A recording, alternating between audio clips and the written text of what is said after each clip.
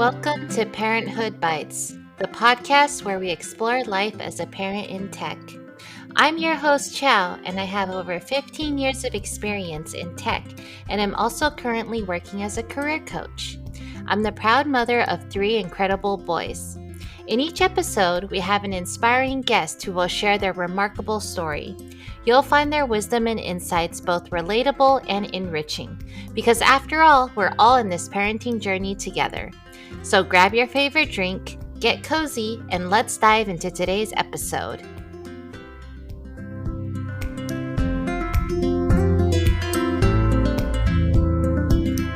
Hi everyone, welcome to episode 40 of Parenthood Bites. We're here today with James Williams, who is a principal product manager at Walmart Connect, as well as a podcaster for the podcast Gen X Guys. He's currently based in Las Vegas. Hi James, how are you?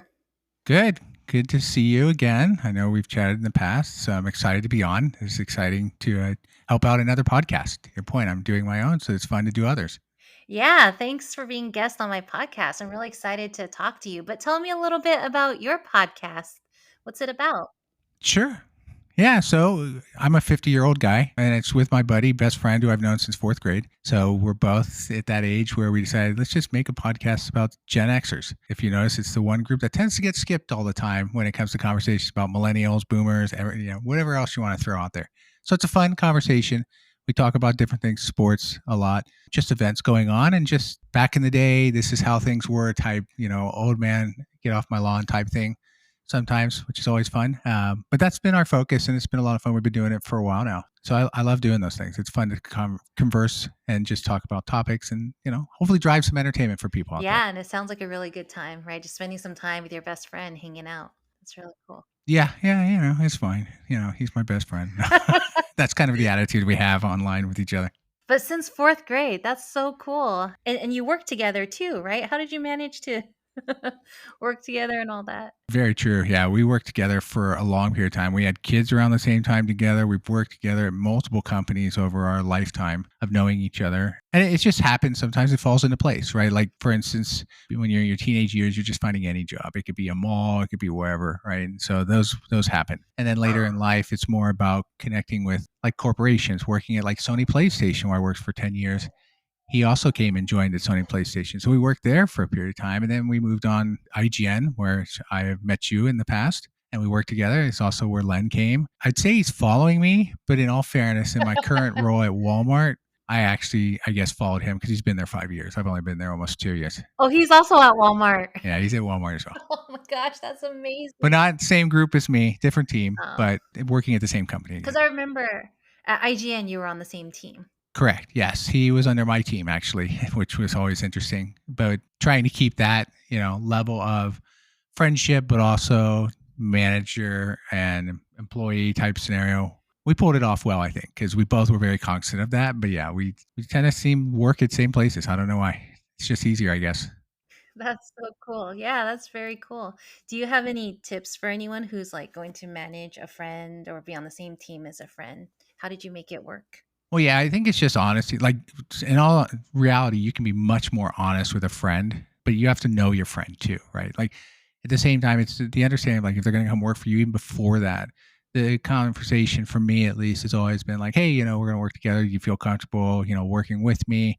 There'll probably be times I'll have to tell you to do things, but also understanding who they are as a person. If you know there's someone who takes direction well and can actually work with people well, there's not that concern. Right? Separating between friendship and work is easy to do. If you have a friend, which I've had in the past, which I didn't hire, who is more like, oh no, they love to do their own thing, then they feel like they should have equal say, which isn't wrong. You always want people to have a voice in a conversation. I'm talking about more of the mentality like, oh, I know just as much as you do. I should be this person too. It doesn't create a really good atmosphere. And so trying to just understand between the two, which one's, the best way to go. I always say find the one that's willing to work with you and understands that the importance of work is you have your role, you do it versus the other person. Nice. So having like that common understanding and honesty. Yeah, early on. Yeah. Because there's always that dynamic with friends, especially people who work for you who, you hired who weren't your longtime friend. They might think that they're going to get special treatment. When in reality, that's something you have to continue to make sure doesn't become the perception. In reality, you're not making that happen, but perceptions can happen based on one little thing you do. Yeah, absolutely. That's very true. Thanks for sharing that. Yeah. So, how many kids do you have and how old are they? Great question. So I have 3. My daughter is 32. Yeah, my daughter's People 32. can't see my face because I Yeah. remember when we worked together, your Yeah. daughter, I think, was in high school, I want to say. Yes, she was. Right? Correct. And like Correct. 32, I'm just like, Yeah. give me a minute. Yeah. Did we work together that long ago? It's been a while. We've known each other for some time. Yeah, it was. It was that long ago. I guess I didn't even have kids yet, so I was just getting married. So, No, you did not. That's right. You were. You were. wow. So she's 32. She actually lives out here in Vegas as well. So she's got a doctorate. So she's a pharmacist doctor. So she's doing well, has her own place. My other son, who just actually graduated from college in economics degree, is 27, 26. I'm horrible. I'm not going to lie. I'm trying to remember the age right off the top of my head. I should have prepped my.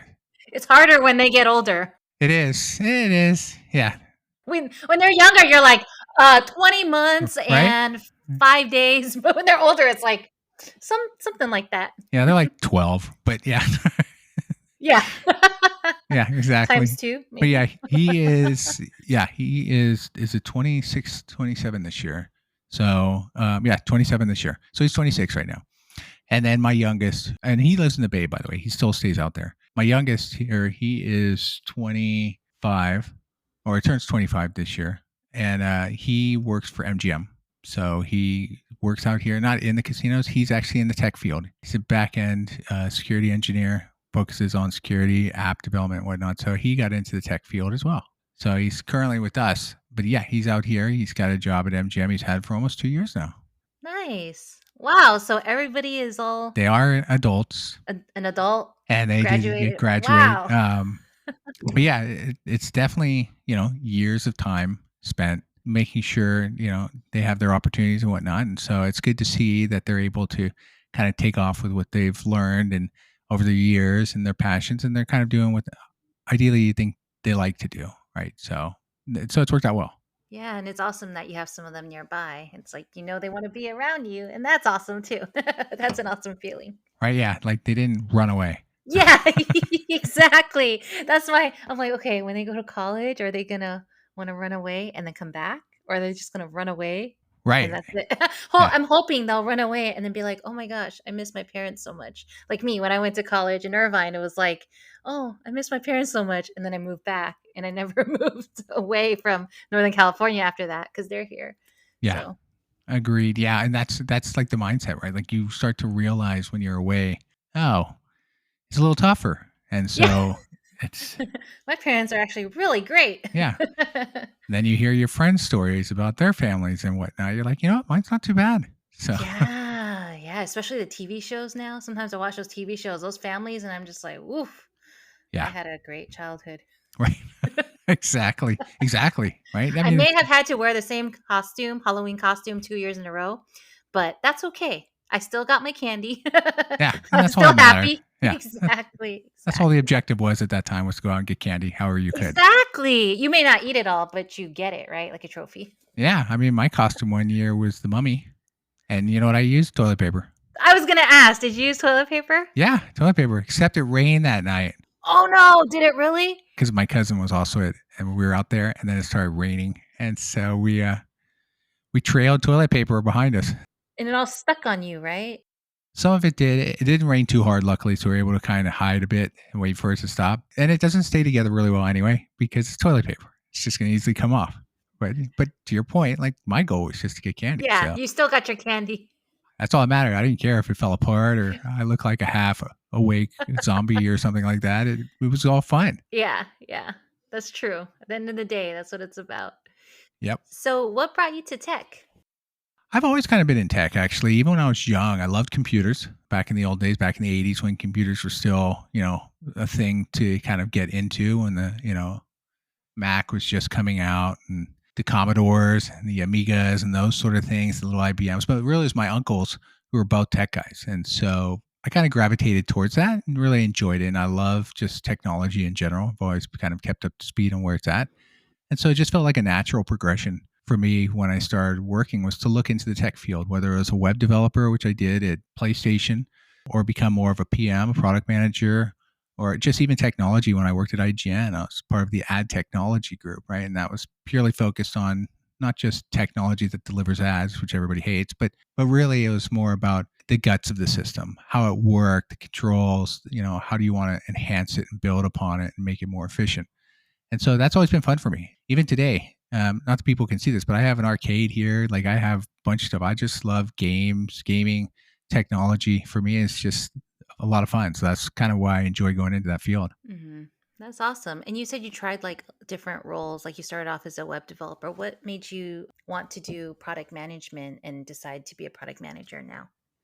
Yeah. So interestingly enough, when I was at PlayStation, I was a web developer. When I came to IGN, I was supposed to be a web developer at the time, but for whatever reason, the role didn't happen. Instead, I got reached out to about a technology role in advertising. So I kind of pivoted, not intentionally. So unintentionally, I pivoted, and that kind of led me down that path. And so I've really been stuck in that world since. But as far as product goes, I think even back then, when I first went into it, I was always defining sort of product requirements and understanding like how it works, how could it be better, especially within the groups I supported, as well as just in general from a product usability standpoint. And I do that a lot. And I always feel like that's a lot of fun. You really want to think of things and figure out how you make things better, not only just for clients and advertisers and agencies and, users out there, but more even for the people you work with, because it can be products that exist internal to a company that you want to make better as well.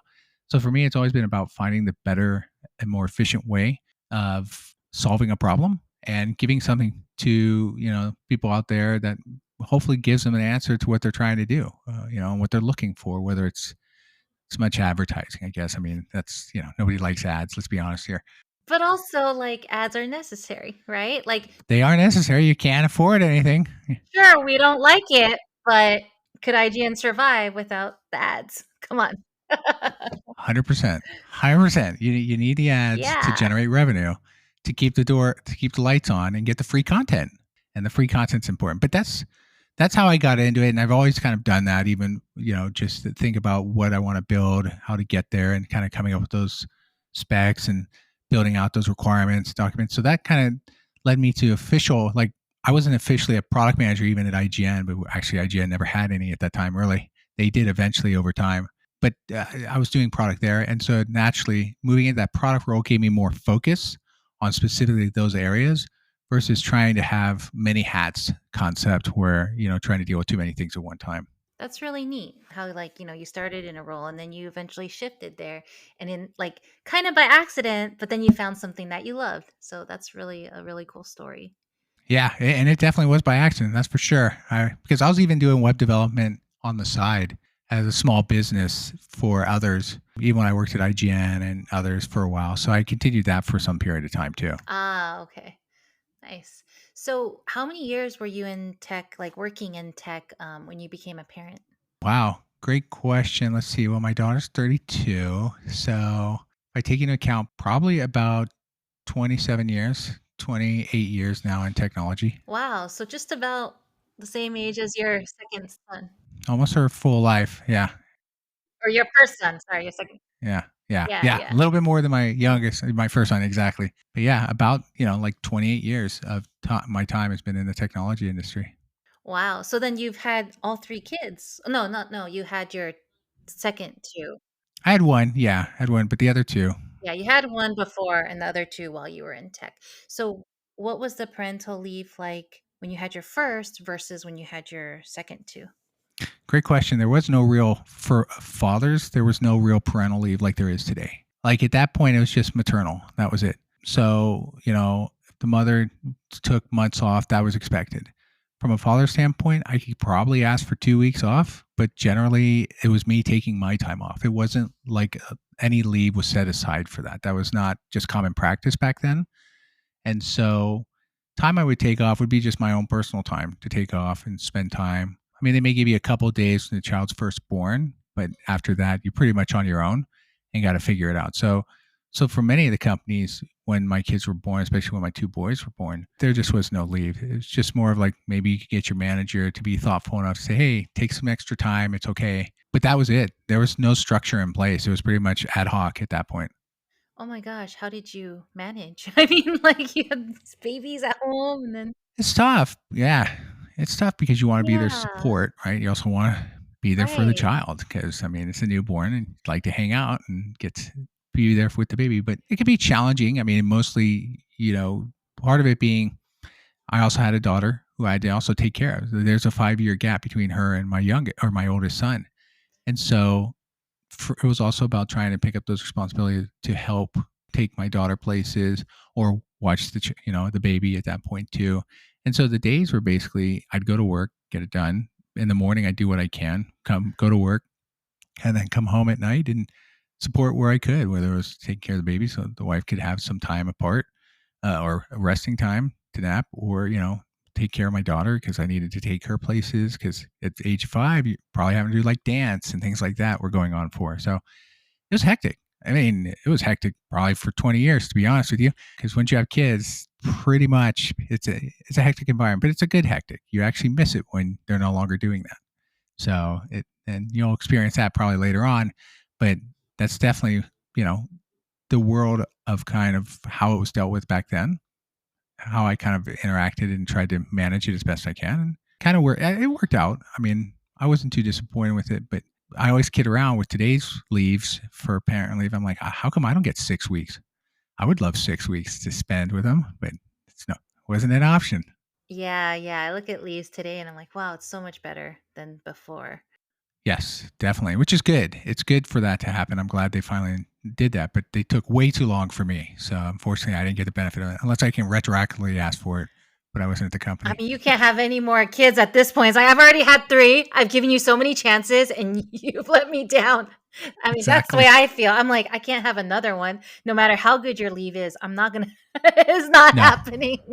no, Even if you give me exactly. 1 year, that 1 year, and then I gotta deal with them for the rest of my life. Yeah, 1 year for a lifetime. I love my kids, but I'm good Yeah, with the ones I you have. found your sweet spot. You're good.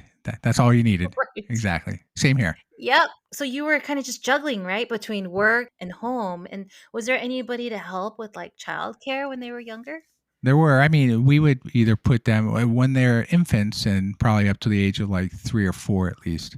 My parents were around. And so luckily enough, I'm one, not everybody has this opportunity, but I did where my mom would help take care of my kids for us. Especially as my wife went back to work and I was working as well. So during the day, she would help manage them, watch over them for us. And then eventually, as they get to like 4 or 5, we start putting them in the daycares. So to alleviate some of that time. And then they start going to traditional school. But yeah, my mom was around for early parts of their lives to really help take some of that burden, I guess. It's not really a burden, but the stress of having to really deal with it all made it much less stressful for us, which was super helpful. Yeah, it's really, really amazing to have parents that help. And then also like for the kids so they can build that relationship with their grandparents, right? Yes. It's great memories for both sides. And you're right. They get that family structure. They're with the family, and I think it helped my kids at least, be stronger in how they are personality wise, which has been great. So they're very strong personalities, which I think helps them in their life as they've grown up. That's awesome. And so listeners don't know this, but like, you and I talked before when I was at IG, and even after that we talked. And I remember there was a period of time where you talk about like, you had your kids and activities, different after school activities and things. So I was just wondering, like, how did you juggle all of that? I mean, 3 kids, lots of activities, right? Yeah, exactly. At one point, all 3 kids are old enough where they're doing something at the same time, whether it's soccer and going to 3 different soccer practices or Oh my gosh. basketball, whether my daughter being in high school, my other sons being in regular, grammar school, those type of events crossing over, you run out because there's only 2 parents and there's 3 kids. So Always outnumbered. yeah, best case scenario was they were offset from each other, which happened on occasion, meaning the practices weren't the same days, which was nice. But game day was the challenge. I'd either have my mother and father take one of the kids to their game if they were around the same time. And sometimes even my sisters would help out in those events too, where 3 of them need to be separated out. And it's like, okay, one game had already started, the other 2 were upcoming. The wife and I wanted to stay at least for the first one, and then we had to jump around. So our weekends were just travel, travel, travel.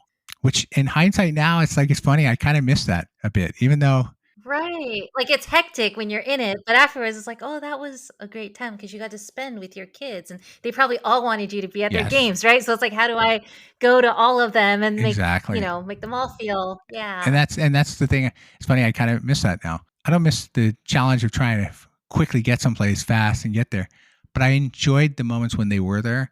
More about watching them play and just it gave you something to do on the weekends too. I mean, not like there's nothing to do on a weekend, but it gave you some consistent structure on a weekend, which is always nice. Yeah, absolutely. I find, like, some weekends when we don't have anything, like, the kids go to Chinese school on Saturday morning, so that's, like, half the Mhm. day. But now it's summer and they don't have Chinese school, so now on Saturday, I'm just like, "Oh, what am I supposed to do?" Like, then you have to think of other activities, which is totally fine, but it's just that we're so used to Saturday, wake up, eat breakfast, go to Chinese school, and then there's, like, that routine. Yeah, and you bring up a good point, right? Like summer itself comes into play, and that changes up everything, right? For us, especially for when we had the kids were young. I mean, granted, again, like my parents were around, so there was some help there. But you want to do something for the summer, like school's out. You don't want them just sitting around all day doing nothing. So whether it's sports camp, like taking my son to the Golden State Warriors basketball camp for like a couple weeks, or my other son doing like a science camp, things like that. But it's not easy to find those, at least not back then. It was a real challenge because as much as the internet existed, websites were still not as abundant and people didn't really know how well to kind of structure them and make it useful, especially when it came to searching and finding them. So it became a challenge. And as my sons got a little bit older, especially one of them who wanted to play more travel type teams for like soccer or basketball or things, trying to find those is near impossible. So it was hectic back then to try and even figure out, is there anything available in the area? What do they have? And getting that information was the biggest challenge. But summertime's where, yeah, it always gets the hardest because you got like 3 months, you got 2.5 months or whatever the time frame is to kill and keep them busy. And that's hard because you no longer have school and just regular activities to do. Yeah, and then every time they have a break, I'm like, "Oh, we wanna take them somewhere." Not the whole break, but just, like, part of it. But then you consider, like, this, we got 5 people, that's 5 plane tickets, that's 5 tickets to Disneyland, that's 5 Yes. so then we have to consider all of that because and even when we go out, like, we have to get 2 hotel rooms now instead of just the 1 because the 2 older boys are older, and then the beds, like, they can't share, and so, it just adds up as they get older too. Yeah, that's why I say you put them on the floor then. They can't share a bed, get on the floor. You just sleeping bags? No. Sure. Yeah. Sleeping bags or here's a blanket. There you go. No. Yeah, but you're right. I mean, that adds up, right? All those things, for, especially summertime. If there's 5 of you, 5 costs, right? Disneyland itself is not cheap by any means. Hotels, a lot of them even only sleep 4. So even if you did have 5, you're still stuck with having to find something for, a room for 5 or, to your point, 2 rooms. Yeah, we used to, like, hide when my husband went to check in because we had 5 people and you only have 4 but then the youngest one was like a baby, Oh, So yeah, we're then you're like, fine. "You Yeah. can't make us get 2 rooms," so then, like, I would go hide on the other side of the lobby, and my husband's done checking in, he'll message me, and I'll meet at the elevator and go Oh, up. jeez. Just because we were like, "I don't," You but don't want to then, deal like, with the we do have hassle a that lot someone might make a comment. Totally yeah, we agree. have a lot of people, but it's like he's a baby, Yeah. so, But yeah, you're right, summer is definitely a thing, and they're so excited about it too, Yeah. so it's like, "Oh, I gotta figure out something." Well, yeah, they're excited because they don't want to do anything. Yep. But it's like, yeah, you can't do that. Like, you have to do something. So pick something. Yeah, And a lot of times we would tell the kids, you need to pick something to do during the summer. or I'll pick it for you. Yeah, exactly. I'll pick it for you. And they were good. They'd always find something they'd want to do for the summer, which was nice. But you're right. They're so excited for summer because they don't want to do anything. Summertime is different nowadays versus, here we go with the whole old guy thing, than in the past, right? Which is summertime back during the, 80s and whatnot was really just go out. See ya. You open your garage door, See ya. Yeah. you go right around the neighborhood, go wherever. Yeah. I would go to, like, the arcade. It was, like, a mile and a half away from home. I didn't have a cell phone. I would just, like, ride my bike or walk over there. Right. I was, like, 12, 13. Now, I can't have my kids doing that. Well, that's the thing. Exactly. Right. Like you don't feel safe, even though they literally have cell phones on them now. Much easier access to communication. It's still You can track them. yeah, But exactly. still. But the factor of what you can do now, you want them to do something because you don't want them going out, but you want them to do something. And so it changed the dynamics from back when in the past, it's like, dude, be back by night. Yeah. Don't, I'll see you. Don't do anything dumb. And, Yes. And that was pretty much it. Yeah, I think back and I'm like, how was she okay with it? Like, Yeah. just open the Stay. garage door and she'd be like, go ride your bike and I'll see you, at dinner time, 5:30 or whatever. And that was it. And I'm like, Yeah. I tell you, there were times when I got hit by a car because I was a little kid. I didn't know what I was doing, but I survived. And I guess that's how we all got through the 80s. Exactly. Exactly. See, there you are. Perfectly fine. Builds resiliency. Yeah, it does. It does. Key point, like technology in general. I mean, there's so much more tech today for kids. Like, obviously, my kids were brought up in the sort of dawn of the heavy technology world that you see today. Like, they didn't necessarily have cell phones initially because it was still your traditional cell phones. It wasn't smartphones. Right. And then smartphones came along over time, but you had your iPods and those sort of things. That's where they were kind of jumping in, or your little Game Boys, right? And those sort of things. But that was the extent of it for them. Whereas today, you got iPads, you got smartphones, which have all these different apps. So you get all these different opportunities and you can get stuck on your devices. But regardless of even that, it's more about just there's so many things to just kind of get distracted into. Yes. It makes it harder, I think, to kind of get kids more active. And so trying to get them to be active I think, is a benefit. It just gets them out there to be more social with people. Definitely. It's just everything's at their fingertips constantly, right? They don't even know what it's like to have to go seek stuff out in real life. Everything's in there. Right. Yes. Yeah. They don't know what a payphone is. Yeah. Well, I was telling them about how I took a bus in high school and then I got lost and then I had to find a payphone and call my mom and I had to spend a really long time explaining payphone, like this is what it is, what you had to do. Yeah, that you didn't have a phone that had Google Maps or something. You could just find your way home. Right. You couldn't do that. Your mom couldn't track you. You were screwed. No. Pretty much. If you got lost somewhere, you were lost. Right. You better find a phone and call somebody. But our parents weren't going around looking for us. They were just fine with it. Like, my kid will find their way home, like a cat, right? You just go one day, you find your way home. You hope so. Exactly. Right. You hope so. Like maybe if they're not there in the morning or maybe 2 a.m., then you start to question about where they're at. Yeah. Like, maybe I should go looking for them. Yeah, exactly. So how has your work life changed since you became a parent?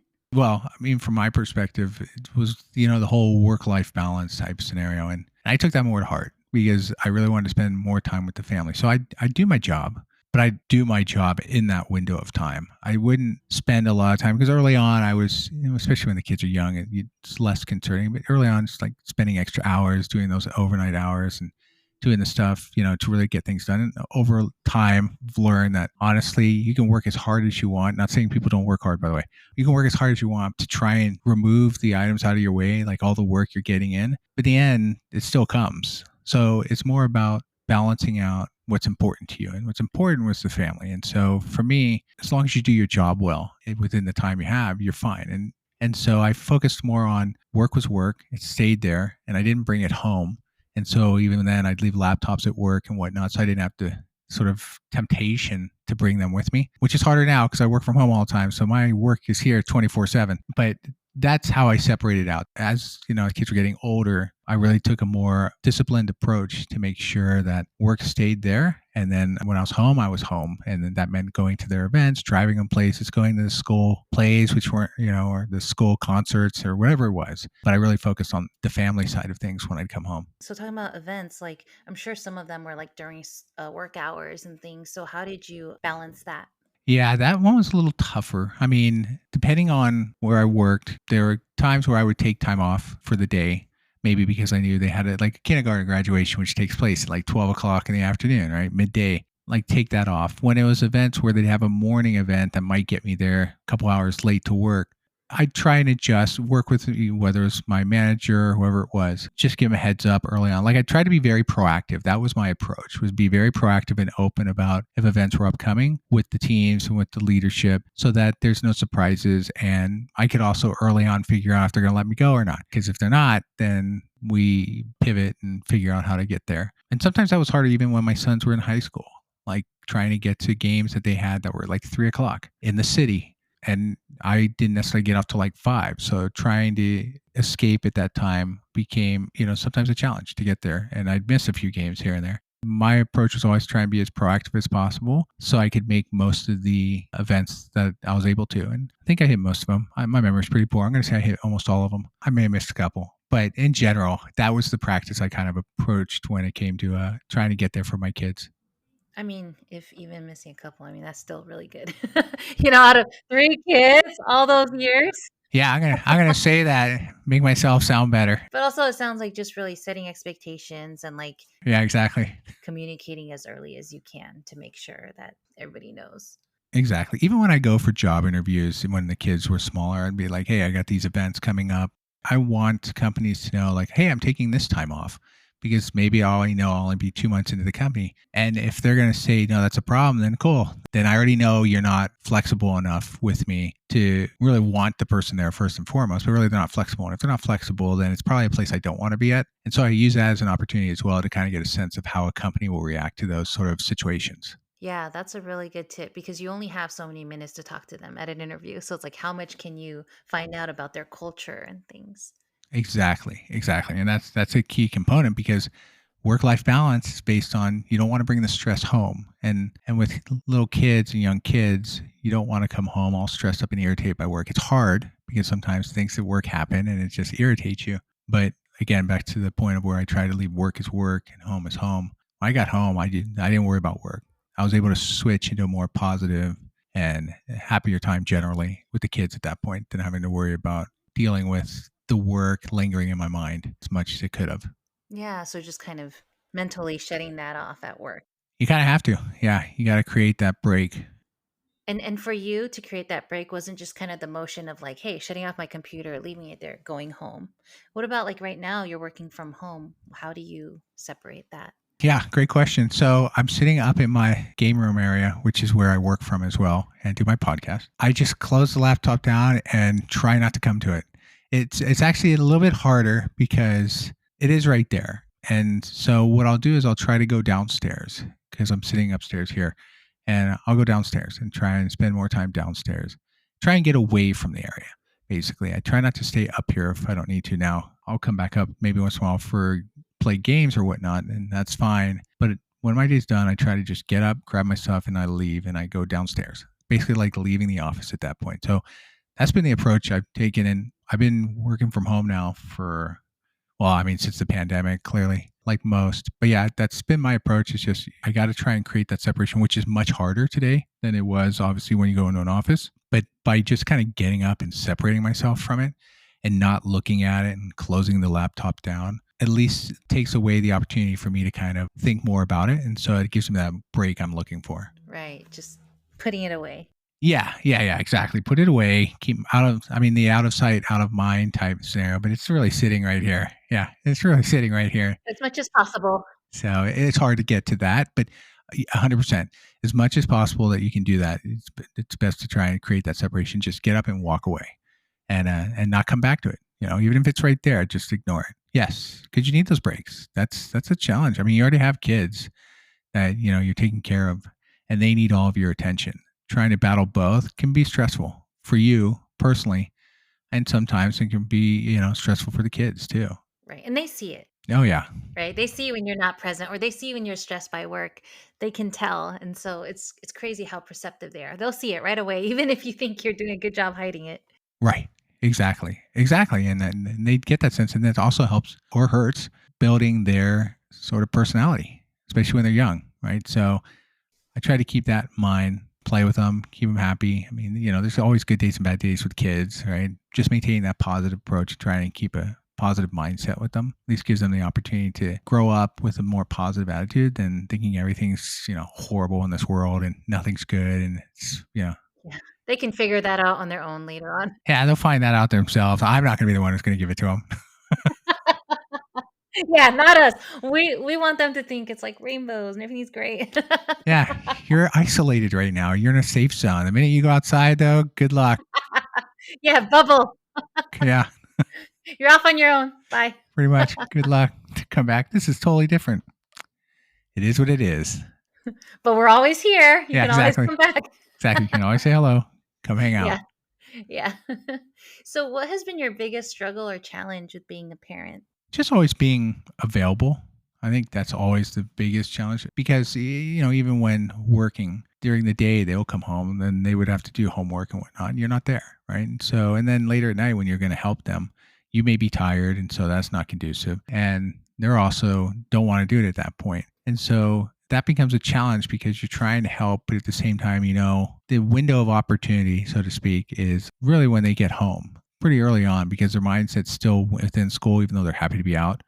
You have a better chance of making a move. So challenge wise, I mean, again, my mom was able to help to some degree with that. And my wife and I did, we could, and we would help out where we can. But I think that was a challenge, at least for me, was being able to be more helpful in those scenarios, just because coming home and trying to keep that stress away and then help them where schools are doing these new things that even you aren't quite aware of. And you're like, oh, now I have to read this book and understand it. So it's just one of those challenges, just trying to continue to not get into that, try to help where I could. And I think that was the challenge as they were growing up, was just being there to help make sure they were kind of taking the right approach to handling things. Yeah, and you touched on a really good point there about like their homework and stuff, because oftentimes they want to do it when they get home, and that's when we have meetings and whatnot. But when it's our time, they're like, I'm tired, it's time to watch TV, or it's time for me to play. And then I'm like, but I want to help you. But then, so yeah, it's like that moment when they come home from school, those hours are like pretty crucial for them. Yeah, and everybody's tired. We're tired, they're tired. And sometimes when they're both tired, we're both tired, it becomes a real challenge. But 100%, right? Like they have that mindset. They come home, sure, they get that snack, but then they start homework. But if there's someone not there to really help them with answers, and they have to wait, and then you finally get to it and help them, and then they're like, well, I've already gotten comfortable. I don't care anymore. It's like, well, you need to care. And it just creates that, not really, friction, but it does introduce sort of a challenge. And it makes it hard for kids, I guess, to some degree, to get a consistent effort. And that was the one thing I wanted to do, is consistency, which is a challenge for everybody in life, is to maintain consistency because there's always something that throws something off. So, Yeah, I mean, I think like, now they can turn some assignments, they can turn it in online. oh, yeah, that's right. And so there were times when I'm like, "Hey, I'll help you later." And then when I go later, they've already turned it in. And I'm like, "But did you figure out how to do it?" "Oh, it's good enough." But it's like, "No, it's not." But then you couldn't wait for me, because you needed to turn it in. And so you kind of just have to balance those feelings. Yeah. Yeah, it is. Yeah, 100%. And you bring up an interesting point because online is now the big thing, right? Like generally they don't have kids bring books anymore. Actually, maybe I know that was a movement. They still have some books.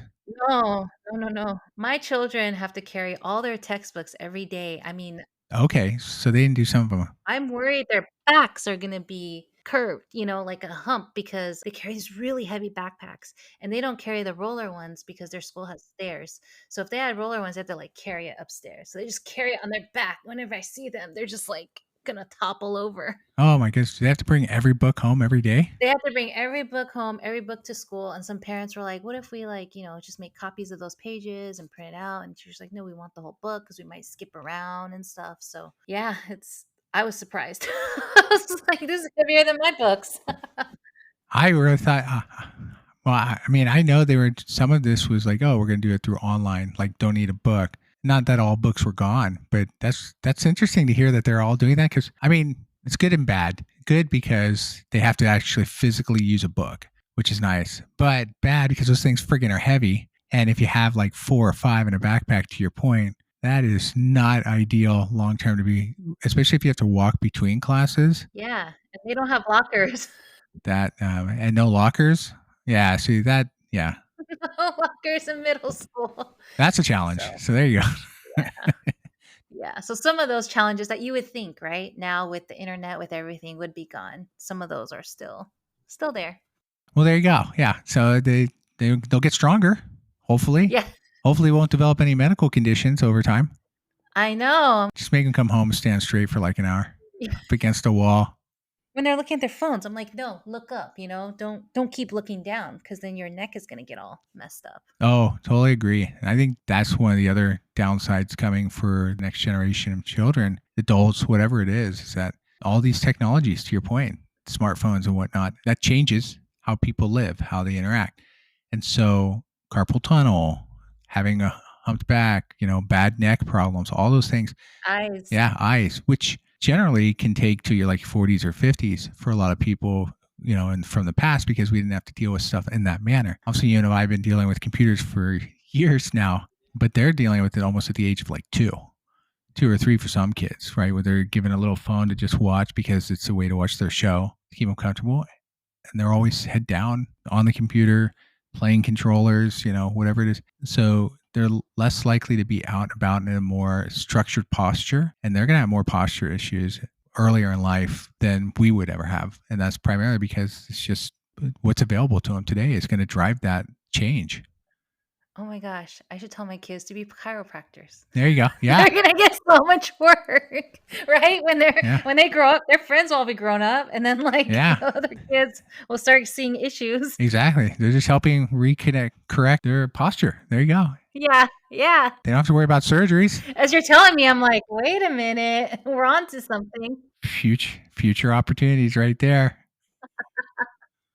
Or I don't know if one of them wants to aim higher, they can be a surgeon if they want, but they don't have to. Like That's true. Hey, options, no, there's lots of no. options.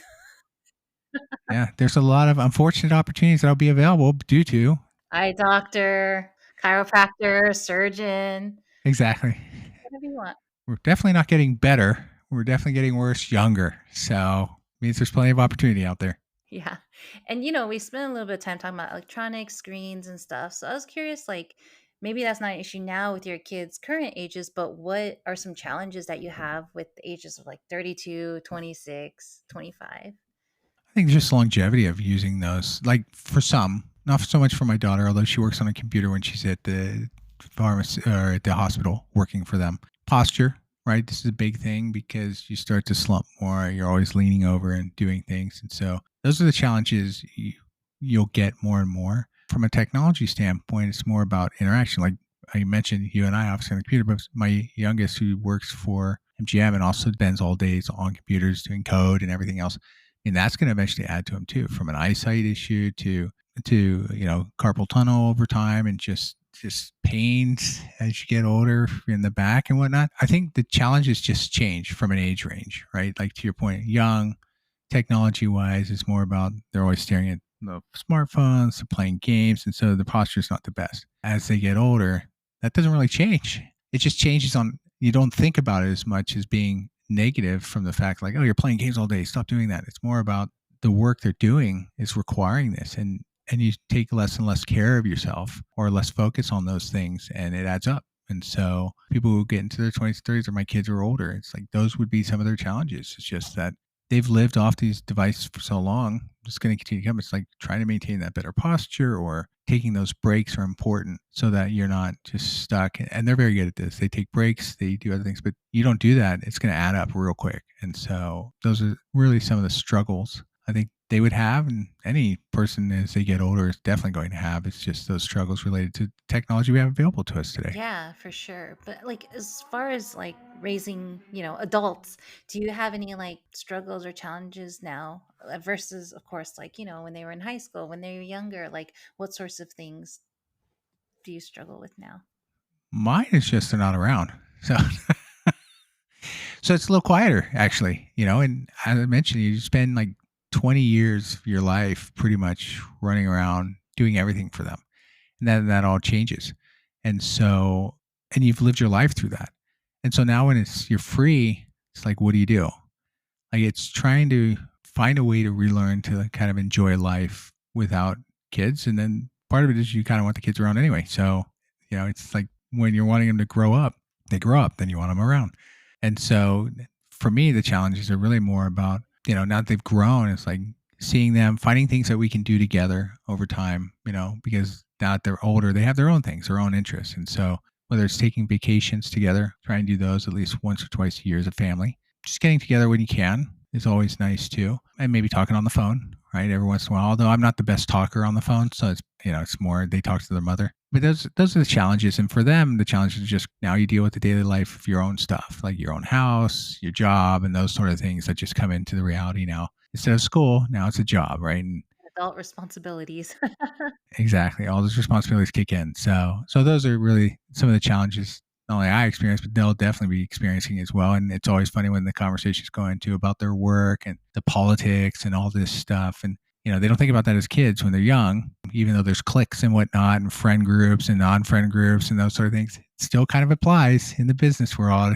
So, it doesn't really change that much. It just changes terminology and kind of where you're at within a working world too. That makes a lot of sense. So then how has your relationship evolved with them? It's great. I mean, it's changed to where now we're able to do more things together. I mean, now that they're older, they're over 21. Things you couldn't do with them before, you can definitely do more physical activities. Like we'll every once in a while, when my kids are out here, maybe we'll go try and do basketball, or every once in a while they'll ask me to go bowling, which I don't generally do anymore, apparently. But they still want to stay active with me, which is nice. And so that's kind of changed where they're kind of pushing me to be more active instead of themselves because they're staying active. They're doing their own stuff. So dynamics kind of change. Even though I do go and stay active, they're definitely the ones pushing me. So the dynamics change more on that side where when they're young, do something. Now they're older. They're like, come on, let's go do something. Yeah. It's like, okay, all right, let's go do something. And they'll plan it, they'll take care of it, right? And you just go. Kind of, kind of. Sometimes it's ad hoc, it's at a whim. Nice. But yeah, that's where it's changed now. We have more time to go do things. We can go when we do a cruise, we'll do all the drinking stuff, and or we'll excursions we can do for adults only, things like that. So you get to experience more in an adult environment, and it changed up from the sort of the kid world where you'd spend more time at, like, I don't know, Legoland or Disneyland and things like that, which you could still do, but your perception is now, and how you perceive what you're going to do is more focused more as adults, and less as like I need to do the kid rides. So it definitely changed the perception of how you kind of view even places you went to 20 years ago. Does it feel like you're more hanging out with friends instead of with your kids? To some degree, yeah, AA can be because you have that sort of relationship. Like I'll play games with my kids all the time online. Not all the time. It makes it sound like it happens all the time, but on occasion I'll play with them, and it's just fun. But we'll give each other grief for fun. Like you can have those conversations now because they're older. When you're young, you don't want to hear it, right? So, but if you're older, you kind of have those. So it becomes more of a friendly banter at that point, and they have a better understanding of things going on in the world. So it has you have better conversation. They also understand the challenges you faced when they were growing up, which they don't see, nor should they have. Right, that wasn't the focus, but now they have a better sense of understanding of what you kind of helped them with, and kind of the challenges that were there. Yeah, and also now that they're working, right, they probably see some of those things like, "Oh, now I know what you're talking about. Back then we talked about Yeah, that," or "That's what you were dealing with," and exactly. So now at least they understand, especially in the working world. Oh, yeah, I get it now. And or these people are doing this, politics, and so they definitely have a better sense of what the world is today, and kind of you can probably hark back to when maybe I said some stuff and now it clicks to your point like a little bit more. It makes more sense. yeah, that's so interesting. I talked to a few people whose kids are adults, and I'm just like, "Wow, the future looks so bright." Not that it's not great now, it's great, but it's a different type of great, and it Yeah. it seems very, like, just really fun and just a very good, like, friendship that you have with your friends and kids. Yes. Yeah. And like all friendships, there'll be moments where there's a little irritation. I mean, that is what it is. But for the most part, yeah, because they have a more adult mindset, it definitely changes up from when they were kids. Like I said in the beginning earlier on, like for me, it's more like I kind of miss some of the stuff we used to do with them. Like going out on the weekend, seeing them play. I enjoyed all that. At the time, it was work, but in hindsight now, you kind of miss that. So it's kind of interesting how you tend to shift and start to think back and reminisce about that and kind of want some of that back. But so there's get something better in the sense where the kids are older now and you can really do a lot, but you also missed when they were young. So it's kind of trying to balance your own mindset out related to that. But there's positive and negative on both. But yeah, it's definitely easier because now they can drive me places if I need them to. I don't have to drive them. That's true. That's very true. And you say, "Meet me here." They'll just be there, right? Yes. You don't have to go pick them up and do all of that. It's interesting. The other day I was thinking, I was like, okay, when I take my kids taekwondo or Chinese school or whatever, I'm waiting for them, right? And I'm like, my parents used to take me to different things. What did they do? Like they didn't have cell phones or anything. Like they actually just sat there waiting for me for hours. Yeah. And you have that like Probably brought a book with them or something and just read a book. right, like you just have that like appreciation for your parents. Like, wow, they actually went through all of this, all of the stuff I'm doing now.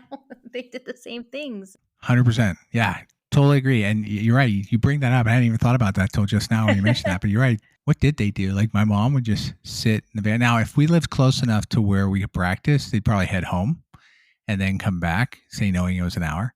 But for those where it's like to your point, like they I was someplace in the city, like miles away from my house. Then it was more like they just stay there and I'm guessing read a book, newspaper. Yeah, like, because they couldn't go home. Like, if they go home, they have to come right out to pick us up. I don't know. I never asked them. It never Yeah, occurred to me to be like, "How do you, what do you do? Like, thanks for waiting for me." It was just like, "Oh, you better be there when I'm off." I don't want to right. wait. I don't want to be that kid. It was that mindset. Yeah, exactly. And maybe they just took a walk. I don't Yeah. know. They went somewhere. Yeah, But you exactly. didn't. You're right. As a kid, you don't think about it. Mm-mm. You're like, I'm doing my thing, and then you come back out. They're there. Okay, Yeah. great. Let's And if go. they're not, it's like, "Oh Mm. no, where?" Yeah. Where are That's all they? you thought about, right? Yeah. And you hate being the last kid left behind. Yeah. Yeah. I'm always telling my kids, I was like, "I don't want you to be that kid." No, Nobody I wants to want be to be that there for. kid. I did do that to my kid once, though. In a Warriors camp, I had the times mixed up in my head. I thought it was an hour later, and I get a call just before I'm leaving the house to go get him. They're like, "Are you coming to get him?"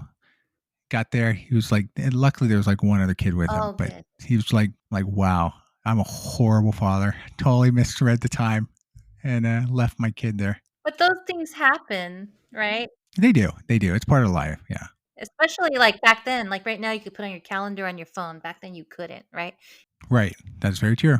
You had to, like, put on a Post-it or write it on your hand or something, so you can't really make an excuse now. It's harder to make an excuse now, True. but again, not an excuse. It's because especially when they have a lot of activities, it's really hard It to is. It is. And you're trying to stay on top of everything, but it's hard to keep on top of everything. Even with today's technology, to your point, you can have it all, but you're right. It gives you the best chance possible to hopefully not forget, not be in a position where you're not able to make it. hopefully. But there's still that chance.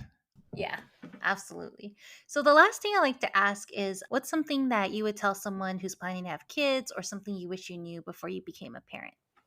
Good question. So, well, before becoming a parent, I mean, I guess the best thing to do is take a more honest or actually listen more to your own parents, I guess is what I'm trying to get to. Because you come in when you're young, you think you know it all, right? And you're like, it's going to be easy. It's not going to be that hard. It's hard. Like it is hard. And so you think you're prepared, but you're not. And a lot of times younger, you're like, oh, it's great. The parents brought me up. That's fine. I know what's going to happen. And I'd say, when you're going to have kids, you want to, first and foremost, I mean, having kids, you kind of want to plan for it in a sense of like, make sure you're prepared and you really want to have kids. That's first and foremost. But in those events, when you definitely do, just being prepared for like, you know, life is going to change. You are no longer going to be able to just go out with friends at a moment's notice or, just head out and go see a movie randomly or, things you could just do at a whim that goes away because now your focus is primarily on your child. And that is going to continue pretty much for the rest of your life, but even more so early on. And so for those in the workplace, it's like when you're going to have a kid, just be prepared. It's going to really impact your work life balance. And you're not going to solve it immediately. But I think, within, a year or so of having a child, you understood at least kind of how you want to operate. And so don't stress out when things aren't going well. Remember, it's important that you focus on your family as well as your work and you balance it out and make sure your work's understanding. And most of them are nowadays, which is good, which is the whole parental leave, which I think is a big benefit to this. But I'd say, yeah, I mean, don't discredit what your parents told you and honestly believe that they know what they're talking about. And this is going to be a much bigger challenge and just be prepared to just change your life. I mean, when people say it's a life changer, they're not understating the obvious. It's literally a life changer because now you're in charge of someone else's life versus just your own, which maybe you didn't care. It was fun. It was do whatever I want, right? You didn't think about it. When now it's your own child, it totally changes your mindset immediately on what's important. You become more protective, more thoughtful about things. And so that really kind of picks up as well. Yeah, and you think about the consequences of things and everything you plan out ahead. I find myself planning out a lot more and thinking about, okay, if this doesn't happen, this is my backup plan, then this, because I can't just do things on a whim or I can't just ad hoc be like, all right, let's just do Exactly. that. So everything has to be, yeah. And, what you said about parents is absolutely Yeah. on point because, it wasn't until I was an adult, I was like, oh, like all through growing up, I was always like, my mom jinxed me. Because every time she says something, it would come true. Like, oh, you better bring a jacket. You're going to be cold. And I'm at the bus stop and I'm freezing. I'm like, Right. dang, she was right. She jinxed me. But then when I grew up, I realized, oh, no, she didn't jinx me. She just knew what she was talking about. Yeah. Yeah. And we just, she's like, oh, if you do that, your arm's gonna hurt, or like you're gonna get wrinkles or something. And then, oh, look at that wrinkle. I knew it. I should have put lotion on. Should have listened to her. So it's like, then you realize, wow, all the things they said, they were actually true. Yeah, 100%. And that's the most interesting thing too, is like when you're young, you're in your, teens and early 20s, maybe you're not children yet, you're still like, they don't really know what they're talking about. Like, generation doesn't understand what I'm going through. But the reality is they do. They went through everything you went through, different scenarios. But the reality is they have it all. And it's not like they're just talking random thoughts. Like, this is pure, like, I dealt with this, or I've had this scenario in some form play out. I know it's going to happen. This is what you need to do. And you start to learn that, especially as you get older and you have kids who get into their tweens and whatnot, and they're pushing back. You're like, trust me, this is going to happen. No, it's not. You don't understand. Yes. And I'm like, but I was like you, and now I know that my parents were talking, and they were like, no. And I'm like, it's fine. I won't waste my breath. But let's just go on record to say, years later, you're going to come over and say I'm right. Exactly. So that concept of like parents were right is true. You say that more often than you think, and you end up more like your parents. Yes. You're like, you say something right, and you're like, whoa. Exactly. Whoa, how did I just channeled my mom, my dad. Exactly. I've definitely fallen into that. So that's another thing that changes with you too. When you get kids, you start becoming more like your parents than you thought you were. Yes. You're like on the other side. Exactly. And you're like, I know how you feel, because I was a kid too. And then you think that's okay, but they're like, no, you don't know how I feel, Right. because they think you're like way different from them. But you're like, I wasn't young that long ago, but actually, Right. it was a long time ago. Yeah, exactly. I don't know about you. I still feel like the year 2000 was last year. Whenever anyone says anything, I always go from year 2000. Well, I agree. I mean, I always find it interesting that, I always think when people mention the 80s, oh yeah, in my mind, it's just right around the corner. And then I realize, oh my God, that was like 40 years ago. Yeah. I saw a sign on someone's lawn that was like, graduates, class of 2024. And I was like, oh my God, 2024. I graduated in 2000. Yeah. 24 years. It's crazy. It doesn't even feel like time's flown by. And yeah. And that's the whole thing. Like when you have kids, the time doesn't fly by that quickly, you think, but it does. It does. And you start to realize, like, wow, and it's such a short time in the life, really, of growing up. You're only spending like maybe 16, 17 years before you're probably off to college. And then that starts the change of your world. Everything's different after that. Even if they come back home, it's still different, right? They've experienced 4 years outside. And so it's just, So I think my takeaway is I need to try to spend more time with them while they're at home right now. As much as they are willing to. Yeah, exactly. They're going to want to separate from you. It's like, okay, I guess best thing is just enjoy when they do. And when you can go to those events for them. I mean, as much as I dislike going to my kids' school Christmas show or whatever. Precious memories, right? Yeah, they are precious memories. Although I use that as an example, I probably still wouldn't want to go to those now that I think about that. But soccer, sports, those other things, definitely yes. Because sometimes you go to those plays or whatever, and they have like one line or no lines, right? And you're like, oh my God, I was here this whole time and I saw you for 2 seconds. I know. And I always feel bad because they bring in the band of kids who are so off tune and everything. And how does everyone else get those roles, right? And you're like, it's like, they're young and you know that, but it's like, oh my goodness, I have to come back next year for this again too. Yeah. And then if you have other kids, they're going to go through that same thing at that grade level. So you're like, oh, great. Now I go through the same thing 2 more times. Exactly. And someday when and if I become a grandparent, I'm sure I'll go to those again and start thinking the same thing. Like, oh my goodness, this thing almost over. Oh, they're playing a tree again. Oh boy. It's fantastic. Same song for the last 5 years. But it'll be different when you're a grandparent, because you're a grandparent and you fall asleep. No one's going to be like, oh my God, I can't believe you fell asleep. Right? They're going to be like, oh, classic grandpa. Yeah, he's so old. It's fine. Just falls asleep. It'll be fine. Yeah. Exactly. But it'll be okay. And nobody will get mad at you about it. No, definitely not. Definitely not. They'll be like, he's an old guy. It's fine. Yeah, it's grandpa being grandpa. Yeah. He says he's sleeping. He's not sleeping. He's just closing his eyes so he doesn't have to look at anything. Yeah. Well, I think that's all the questions I had today, but thank you so much for, chatting with me today and sharing all your experiences. It was a lot of fun catching up as well. It was. And thanks for inviting me. I enjoyed having the chat with you. This was a lot of fun. And yeah, just great talking about all what we did and just really just kids in general. I always enjoy chatting. That's why we always try to find ways to make things easier for them. So this was a lot of fun. Thanks for inviting me. Yeah, of course. Thank you. And then again, I'll put a link to your podcast in the show notes. And then just for everyone, it's Gen X Guys, right? Yep, it's the Gen X Guys. And it's on... It's on all of them. It's everywhere. Cool. Then I'll add that on there as well. Well, thank you. And I hope you have a great weekend. You too. This was a lot of fun. Thank and I'll you. look forward to hearing more from you as you continue your show. Awesome. Thanks so much. All right. Take care.